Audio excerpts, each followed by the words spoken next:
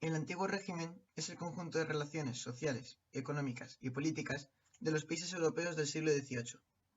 Se caracterizaba por el mantenimiento de la sociedad estamental, por un sistema económico basado en el sector primario, aunque el comercio cada vez conseguía más fuerza, y porque los reyes intentaban tener todo el poder, lo que se llama monarquía absoluta. Volviendo a la sociedad estamental. Esta sociedad se dividía en tres estamentos: la nobleza alta y baja y el clerigado alto y bajo, que eran los estamentos privilegiados. Se les llamaba estamentos privilegiados ya que no pagaban impuestos, y todo esto recaía sobre el tercer estado, que estaba formado por la burguesía, que eran los grandes comerciantes y artesanos, y los campesinos. El antiguo régimen fue fuertemente criticado por los defensores de la Ilustración. La Ilustración fue una corriente intelectual y reformista que quería reformar la sociedad de la época. Se basaban en principios como el uso de la razón para analizar la sociedad, que el ser humano era el centro de sus teorías, y decían que las personas tenían unos derechos que nadie podía suprimir. Y también decían que la tolerancia debía de ser la base de la convivencia. Debido a este movimiento surgió el despotismo ilustrado, que consistía en la aplicación de la Ilustración en las monarquías absolutas. Esto consistió en que los reyes del siglo XVIII comenzaron a hacer reformas para mejorar las condiciones de vida del pueblo, pero claro, sin contar con este. Pero el despotismo ilustrado no podía cambiar la sociedad, porque estas reformas chocaban con los privilegios estamentales, y eso era algo que a los reyes no les interesaba quitar. Ahora vamos a hablar de los autores más importantes de la Ilustración. D'Alembert fue un científico y pensador que nació en 1717 en París. Estudió matemáticas, astronomía y física, y fue profesor en la Academia de Ciencias. Junto a Diderot sacó la enciclopedia. Poseyó un pensamiento empirista. Diderot nació en 1717 y fue un filósofo y escritor.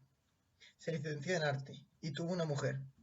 Su gran proyecto fue, como hemos comentado antes, la enciclopedia, que hizo junto a D'Alembert.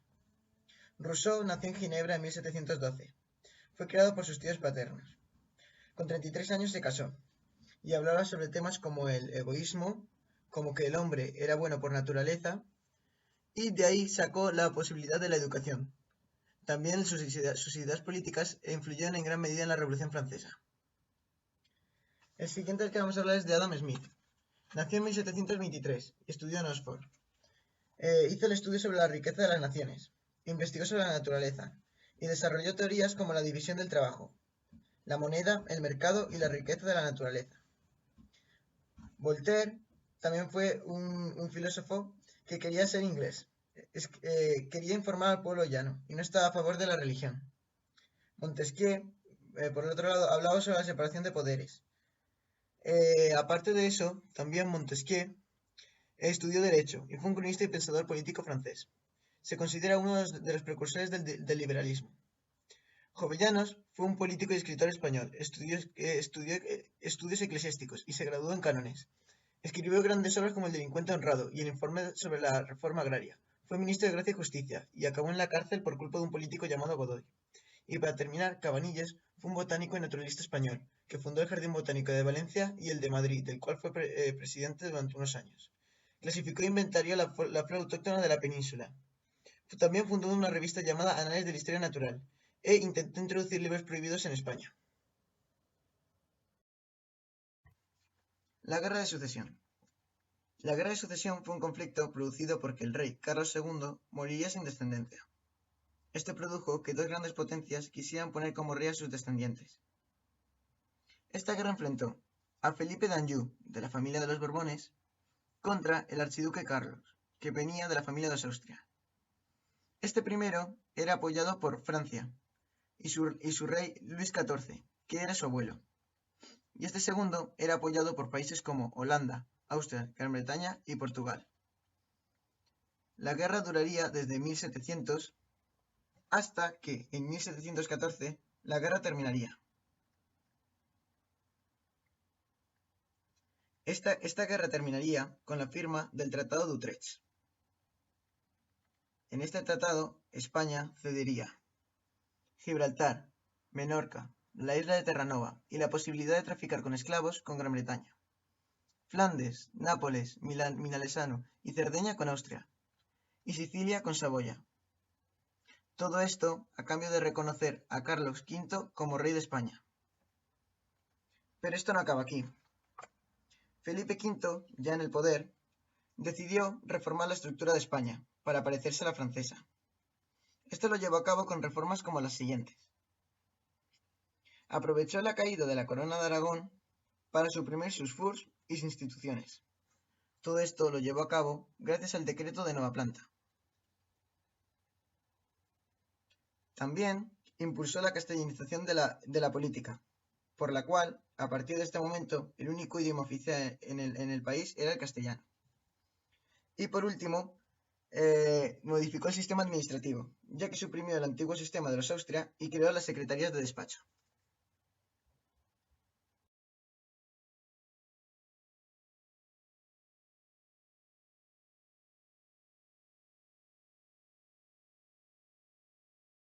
La independencia estadounidense fue un hecho histórico que se produjo en 1775.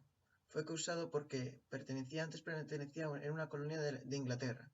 Pero claro, tenían impuestos muy altos y ellos creían que ese gobierno no era suyo. Aparte de que Inglaterra les obligaba a tener un monopolio comercial con ellos. Esto produjo una guerra y en 1776 se firmó la Declaración de Independencia de los Estados Unidos. Esta guerra duraría 7 años más, donde terminaría con el que dio como consecuencia que Estados Unidos se proclamaría una nación y empezaría a extenderse por el oeste. Esto produjo también que las ideas ilustradas triunfarían en esta zona, ya que habría un mercado librecambrista, se establecería la separación de poderes y todos los ciudadanos serían iguales, por lo cual los privilegios se eliminarían. La Revolución Francesa fue un hecho histórico que se produjo de 1789 a 1799 y dio como consecuencia la época napoleónica. Pero bueno, comencemos.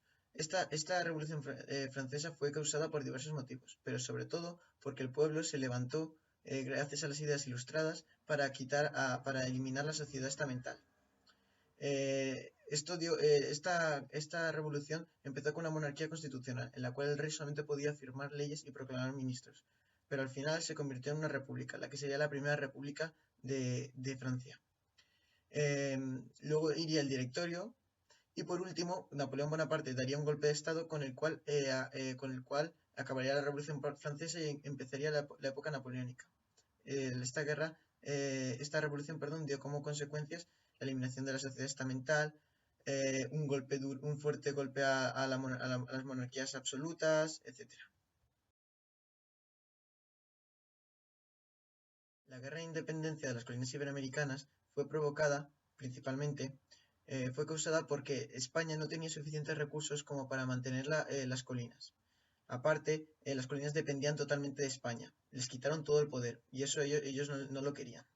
También los altos impuestos que tenían que pagar. Todo esto provocó que quisiesen cambiar las cosas. En principio no querían independizarse, pero todo esto se empezó a hacerse más grande hasta que acabaron independizándose.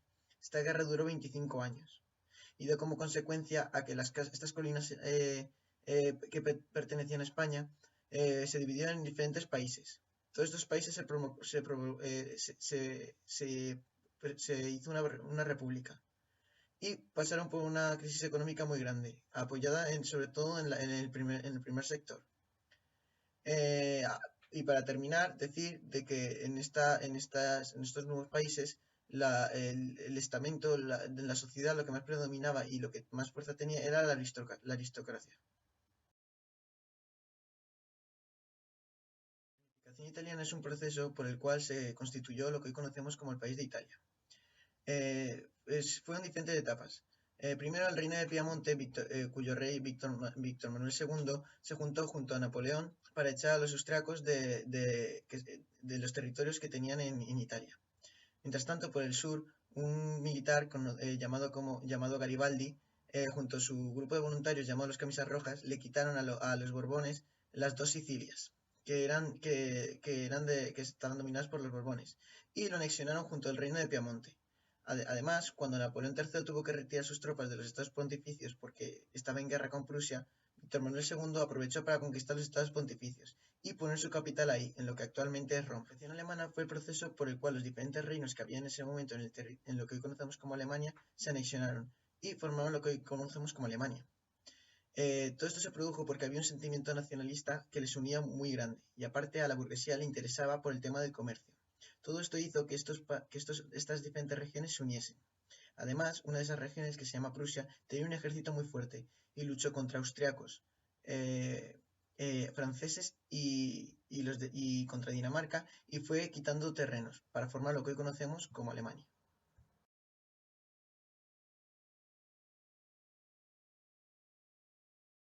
La Revolución Industrial fue una serie de cambios políticos y económicos que cambiaron la sociedad de la época. Empezó en Gran Bretaña, y de ahí se fue extendiendo al resto de países europeos a mediados del siglo XVIII. En esta revolución se comenzaron a fabricar máquinas que realizaban el trabajo mucho más rápido y con incluso más calidad que las personas. Las industrias comenzaron a usarlas, ya que ellas realizaban el trabajo de muchas personas y les era más barato. Pero a muchos trabajadores esto no les gustó nada, y surgieron los ludistas, que eran personas que estaban en contra, y lo que hacían era romper las máquinas. También hablar de la revolución demográfica, ya que aunque las condiciones de vida y trabajo seguían siendo muy duras, el uso de jabón, vacunas y las mejoras en las ciudades, como por ejemplo la introducción del alcantarillado, bajó la mortalidad considerablemente.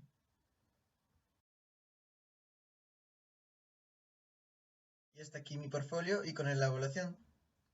La verdad es que esta evaluación me ha gustado mucho, sobre todo el segundo tema, pero bueno, empecemos por el principio.